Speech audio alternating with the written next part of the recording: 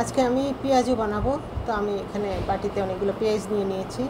পেঁয়াজু বানাতে কিন্তু অনেকগুলো পেঁয়াজ দিতে হবে। পেঁয়াজু মানেই পেঁয়াজ, তো খেতে কিন্তু অনেক টেস্ট হবে তাহলে। তারপর আমি দিচ্ছি একটু লবণ, পরিমাণ মতো লবণ দিয়ে আমি পেঁয়াজটাকে খুব ভালো করে কষলে নিব, তাহলে পেঁয়াজটা নরম হয়ে যাবে। দেখুন আমি কষলে নিয়েছি। তারপর আমি অ্যাড করব গুঁড়া মরিচ পরিমাণ মতো, তারপরে অ্যাড করব জিরা গুঁড়া, তারপর দিব ধনিয়া গুঁড়া, তারপরে দিব আমি কাঁচামরিচ কুচি, তারপর দিব আমি ধনিয়া পাতা কুচি, তারপর দিচ্ছি আমি একটু রসুন বাটা, তাহলে স্মেলটা সুন্দর হবে, মজা হবে। তারপর দিচ্ছি আমি এখানে একটু টমেটো সস,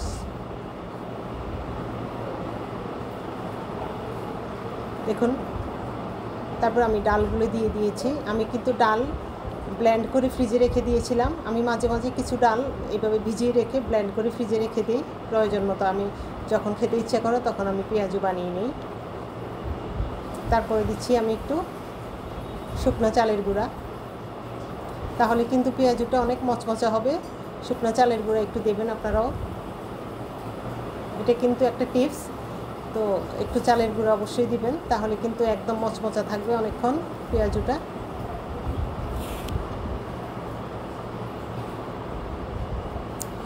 বাস আমি এখন চুলায় চলে যাব। তেলটা গরম হয়ে গিয়েছে। আমি এক এক করে বড়াগুলো দিয়ে বড়াগুলো ভেজে নিব, পেঁয়াজগুলো ভেজে নিব।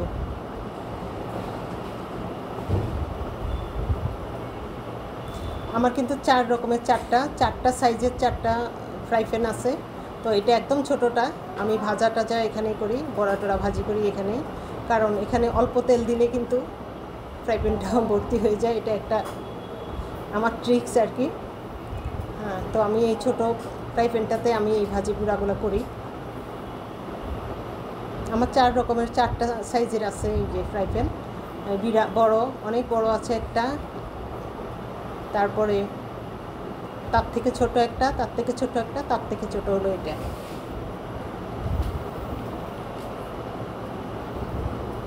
যে আমি বড়াগুলো হয়ে গেছে, দিচ্ছি, সবগুলো দিয়ে দিলাম।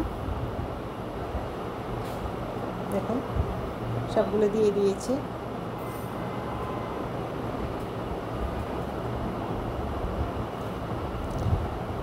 একটু চুলার জালটা হালকা আছে রাখবেন, মিডিয়াম, না হয় কিন্তু পুড়ে যাবে ভিতরে, কিন্তু বড়াটা ঠিক মতো হবে না।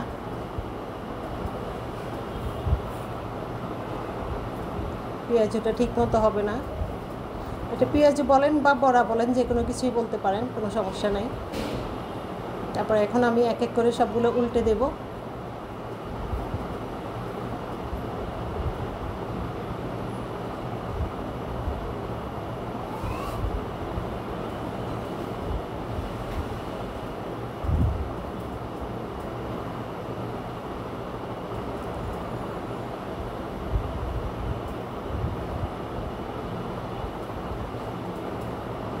আমি উল্টে উল্টে দিচ্ছি পেঁয়াজগুলো। দেখুন নিচের পাটটা কিন্তু হয়ে গিয়েছে। একটু সামনে দাঁড়িয়ে থেকে কিন্তু একটু ভাজি করতে হবে, না হয় নিচে দিয়ে পুড়ে যাবে। এক সাইড হবে, এক সাইড হবে না, ভিতরে দিয়ে কাঁচা থাকবে।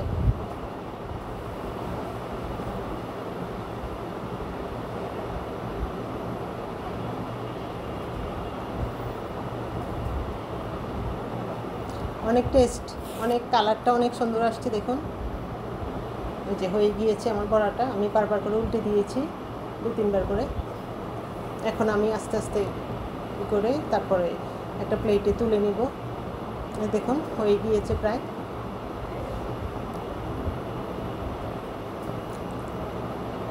আটটা বড়া একসাথে হয়ে গিয়েছে আমার।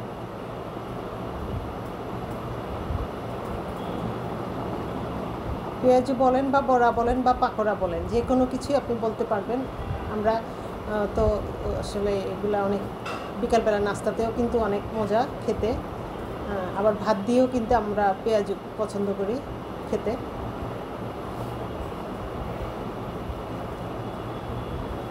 বাস দেখুন, তারপর আমি আরেকবার উল্টে দিয়ে আরও ভালো করে একটু করে নিলাম, ভিতরে যেন ঠিকঠাক মতো হয়।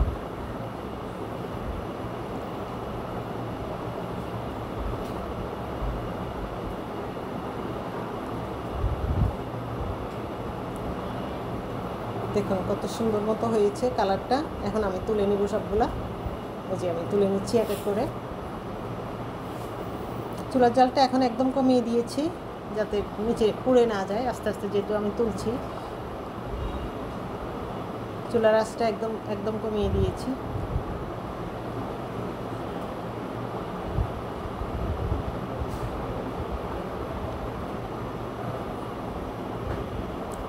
দারুণ স্বাদের বড়া, আপনারা বাসায় ট্রাই করবেন। আসলে এটা সবাই তৈরি করে, তো আমার রেসিপিটা দেখে ট্রাই করবেন, ভালো লাগবে।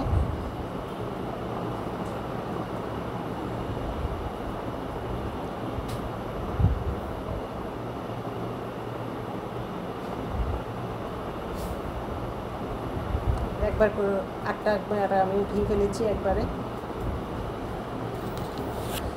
এখন আবার আমি দিয়ে দিচ্ছি।